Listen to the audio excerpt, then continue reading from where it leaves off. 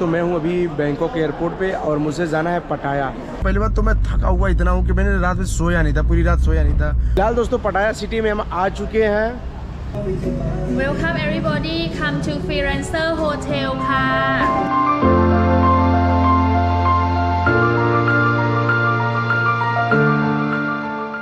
तो दोस्तों फ़िलहाल मेरी कैम्बोडिया की यात्रा जो है पूरी तरह से समाप्त होती है और मैं एक नए देश की यात्रा पे आ गया हूँ जिसका नाम है थाईलैंड। जी हाँ, वैसे दोस्तों थाईलैंड मेरे लिए कोई नया देश नहीं है, मैं यहाँ पे पहले भी आ चुका हूँ और फिर दोबारा आया हूँ थाईलैंड में।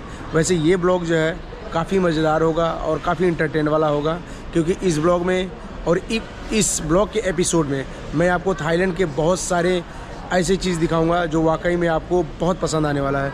तो मैं थाईलैंड में इस बार इसलिए आ रखा हूँ। और वैसे दोस्तों आज आपको मैं बताना चाहता हूँ, अब कैम्बोडिया से थाईलैंड आते हैं तो आपको क्या पूछा जाता है, क्या पूछ सकते हैं, क्या नहीं पूछ सकते हैं। तो वैसे दोस्तों मैं अपना एक्सपीरियंस बताऊँगा कि मैं जब कैम्बोडिया से यहाँ आ रहा था बैंकॉक के लिए तो मुझसे क्या पूछा गया था।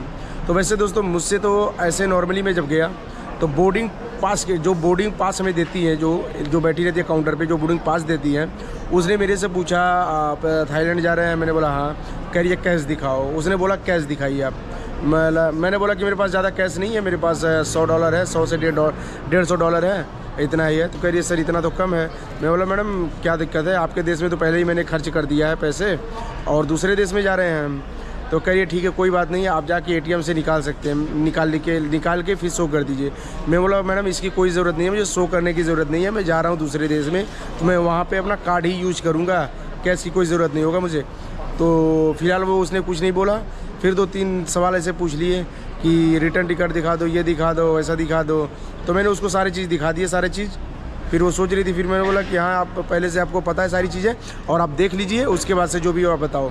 तो उसने बस देखा, उसके बाद से ठीक है सर जाइए, बस इतना ही पूछा। और उसके बाद से आगे गया तो एक अफसर ने पूछा आपने थाईलैंड जा रखे हैं पहले। मैंने बोला हाँ सर पहले जा रखा हूँ मैं, बस इतना ही से था, बस उसके बाद से कुछ नहीं। और मैं आ रखा हूँ अभी थाईलैंड आ गया हूँ।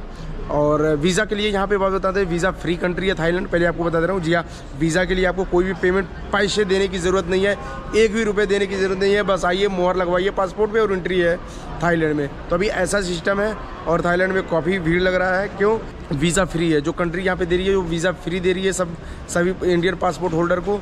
तो इसलिए बहुत ईजी है ना, कोई इमिग्रेशन में कोई सवाल पूछताछ नहीं हो रहा कि कहाँ रुकेंगे, कितना लाए हैं, कितना जाएंगे, कोई भी कुछ भी ऐसा पर्सनल डिटेल आपसे कुछ भी नहीं पूछा जा रहा है, बस ये है। तो फिलहाल देखते सकते हैं अभी मैं यहाँ पे एयरपोर्ट पे हूँ ये, और जस्ट दोस्तों अभी यहाँ पे आके थोड़ा सा बैठा हूँ। मैं सोचा आपसे बैठ के बातें करते हैं और अपने एक्सपीरियंस को साझा करते हैं। तो फिलहाल दोस्तों मैं हूँ अभी बैंकॉक एयरपोर्ट पे और मुझे जाना है पटाया। जी हाँ, पटाया जाने के लिए मुझे ना यहाँ से बस पकड़ना पड़ेगा। बस काफ़ी सस्ता होता है यहाँ से जाने के लिए, अगर आप टैक्सी बुक करेंगे तो वो महंगा होगा। तो चलिए पहले बस पकड़ते हैं और उसके साथ साथ थोड़ा सा मुझे करेंसी एक्सचेंज कराना है ताकि बस का मैं किराया दे सकूँ। फिर उसके बाद से बस या टैक्सी जो मिलता है, मतलब जो सस्ता पड़ता है, बजट ट्रिप जो सबसे सस्ता पड़ता है उसको पकड़ के फिर मैं पटाया की तरफ चलता हूँ और वहाँ पर फिर मज़े करते हैं भाई साहब, मज़े। फिलहाल दोस्तों थोड़ा बहुत जो भी करेंसी एक्सचेंज कराना था वो मैंने यहाँ पर करा लिया बस के किराए के लिए, पटाया जाने के लिए।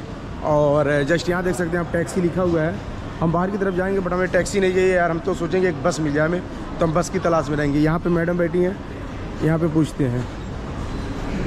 तो फिलहाल दोस्तों यहाँ पे ना अभी मुझे डायरेक्ट पटाया के लिए कोई बस नहीं मिल रही है और जो मिल रही है वो टैक्सी मिल रही है जो कि काफ़ी एक्सपेंसिव पड़ रही है।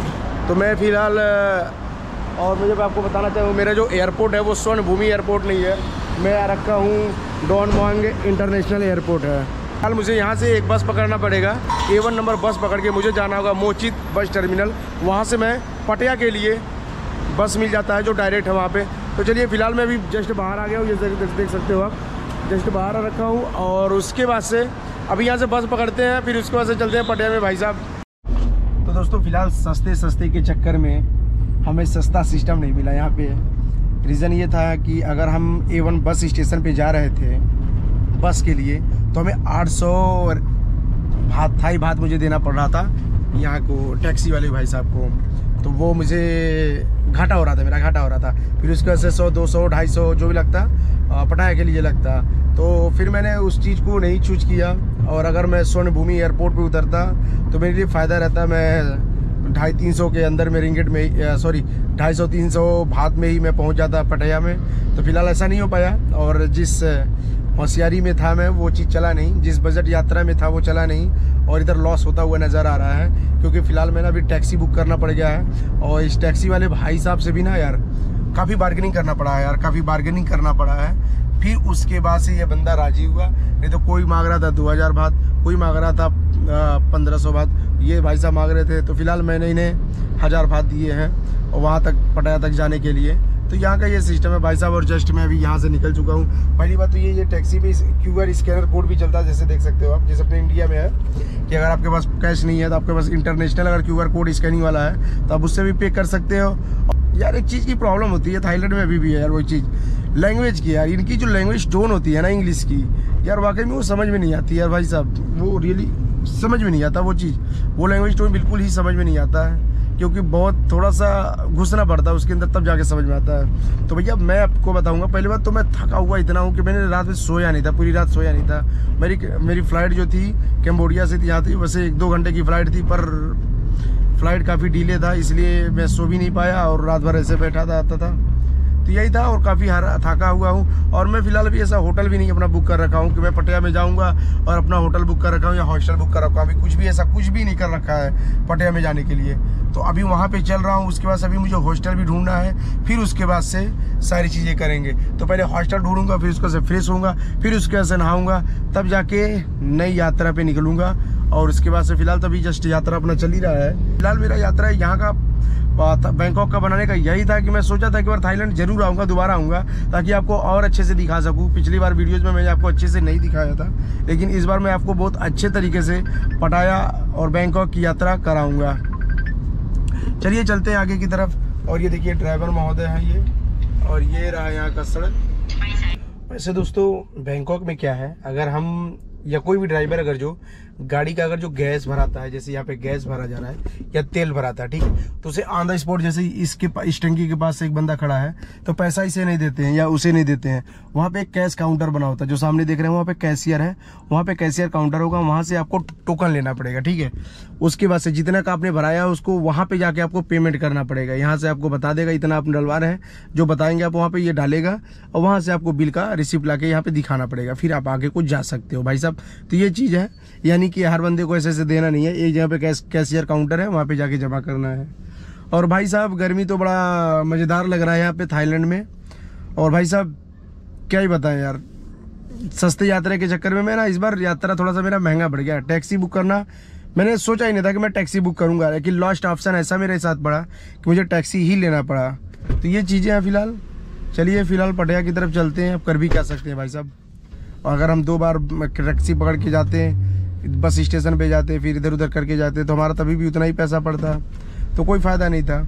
इससे बढ़िया हम डायरेक्ट पटिया ही निकल जाते हैं, जो होगा देखा जाएगा। हर हर महादेव।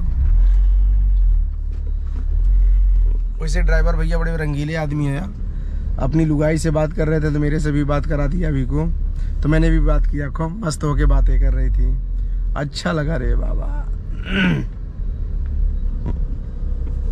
और यहाँ की टैक्सी देखोगे काफ़ी प्यारे प्यारे हैं, यहाँ पे देख सकते हैं आप टैक्सी, कितने प्यारे टैक्सी हैं यहाँ की। ये देखो अब, ये तो फिलहाल ये टैक्सी नहीं है, जो येलो कलर के हैं ये टैक्सी है यहाँ पे, अभी देखना आप, सारे टैक्सी हैं ये देखो आप। और सामने दिखाई दे रहा है 7-Eleven। फिलहाल ये तो सारे देश में कब्जा बना लिया है, हर जगह पे 7-Eleven है। तो भाई साहब अभी रास्ते में क्या हुआ था बात हमारा, हमने बोला था 1000 बात देंगे आपको हम पटिया जाने के लिए। अभी ये जो ड्राइवर है ना, अभी आधे रास्ते में थोड़े दूर पे आए थे, 1-2 किलोमीटर पे, 3 किलोमीटर पे आए हैं, तो बोल रहे भाई साहब आपको टूल टैक्स भी आपको ही देना पड़ेगा, जो कि 200 बात देना पड़ेगा। अगर चलेंगे तो ठीक है, वरना तो फिर आप उतर जाओ, ऐसे बोल रहा भाई साहब। तो मैं तो ये चीज़ एक्सेप्टेशन यहाँ पे बैंकॉक में तो बिल्कुल नहीं करता हूँ, और ये चीज़ें हैं यहाँ पे, पर ऐसा करना नहीं चाहिए लोगों को। फिलहाल जब बैठा ले जो बात हो जाता है वही बात होता है। मैंने बोला कोई बात नहीं है भाई, चलो मैं चलता हूँ, कोई बात नहीं है, दे दूँगा आपको। तो फिर बड़ा खुश हुआ, उसके बाद से गाड़ी की स्पीड बढ़ाया है और आगे की तरफ चले हैं। तो ये चीज़ है, पर ये चीज़ सही नहीं है, ये चीज़ सही नहीं है। फिलहाल दोस्तों पटाया सिटी में हम आ चुके हैं, और अब एक आशियाना ढूंढते हैं जहाँ हम रात रुक सकें, और लाइक हॉस्टल ही ढूंढेंगे, हॉस्टल ही सबसे बेस्ट रहता है। तो हॉस्टल हमने देख रखा था पहले से ही, चलिए देखते हैं वहाँ पे कहीं खाली कोई हॉस्टल मिल जाता तो अच्छी बात है, वरना फिर कुछ अलग ही सोचते हैं। तो दोस्तों फ़िलहाल मैंने अपना हॉस्टल ले लिया है फ्रीलांसर में, फ्रीलांसर होटल जो कि हॉस्टल है, और ये यहाँ का पार्टी प्लेस है। वैसे मैं पार्टी हॉस्टल ही ले रखा है। और ये देखिए भाई साहब फार्म भरने दे दिए, ये मैडम है कितनी खतरनाक है। You want to say something? Welcome everybody come to freelancer hotel ค่ะ good service ค่ะ nice staff ค่ะ वाह। तो जैसा ही इन्होंने सुना भाई साहब, पहले मैं आपको बता दूं, ये मुझसे कह रही थी कि कमरा ले लो भाई साहब, आप यहाँ पे अकेले नहीं रहोगे, बहुत मज़े करोगे आप कमरा ले करके। मैंने बोला नहीं यार, मेरे को हॉस्टल चाहिए जैसा है। लेकिन इन्होंने आते ही एकदम यहाँ पे आते ही माहौल यहाँ पे बन गया, वो भी ज़बरदस्त। अब भाई साहब थाईलैंड में आप हैं तो आप समझ सकते हैं कितना खतरनाक माहौल बनेगा। चलिए चलते हैं अपने कमरे का दर्शन कराते हैं, कुछ फॉर्मेलिटीज़ हैं उसे भरते हैं, फिर आपको बताते हैं। तो फिलहाल मैं आ गया हूँ अपने हॉस्टल में, और आप देख सकते हैं थाईलैंड के कुछ मज़ेदार लोग हैं यहाँ पे। और थाईलैंड लेडी पापा बड़ी वाट से। तो भाई साहब यहाँ पे देखिए ये बेड लग रहा है। भाई साहब मैं यहाँ पे आया हूँ तो यहाँ पे खुरापात चालू हो गया। मैंने बोल दिया भाई साहब मुझे डॉर्मेट्री का बेड दे दो आप, मैं लंबा रुकने वाला हूँ यहाँ पे। तो एक कमरे को इन्होंने सीधा हॉस्टल बनाना शुरू कर दिया भाई साहब। तो ये सिस्टम है, और मेरे को ये बेड मिल गया है जैसे कि हमेशा की तरह नीचे। यही ज़िंदगी है भाई डॉर्मेट्री में, कभी इस हॉस्टल में कभी उस हॉस्टल में, ऐसे ही जीवन बीतता हम लोग का। और आप जैसा आप देख रहे हो, हेलो आप देख सकते हो ये हमारा ये बेड है ये। और भाई साहब अभी सामान भी फेंका पड़ा है। और ये देखिए हमारे थाई वाले लोग हैं, थाईलैंड के, वैसे भी छिपा रहे हैं, कोई बात नहीं। और ये रशिया के दोस्त हैं।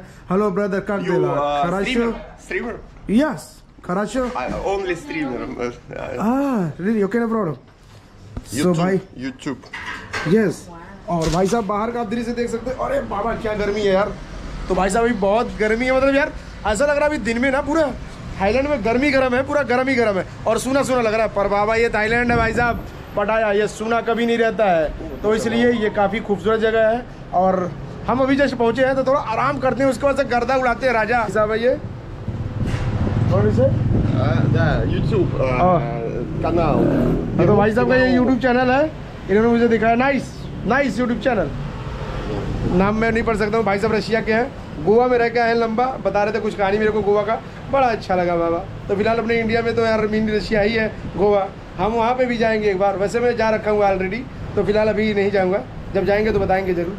तो ये देखिए ये दृश्य कैसा दिख रहा है, बड़ा प्यारा सा दृश्य दिख रहा है। पर धूप है भाई साहब, और गर्मी तो बड़ा बवाल है भाई साहब, गर्मी बड़ा बवाल है। तो फिलहाल दोस्तों इस वीडियोज़ में इतना ही, थोड़ा सा लेते हैं रेस्ट, करते हैं मजा, और वीडियोज़ को करते हैं जल्दी एडिट, उसके बाद से करते हैं पोस्ट। तो इस वीडियोज़ में इतना ही, मिलते हैं एक नई वीडियोज़ में, तब तक के लिए गुड बाय।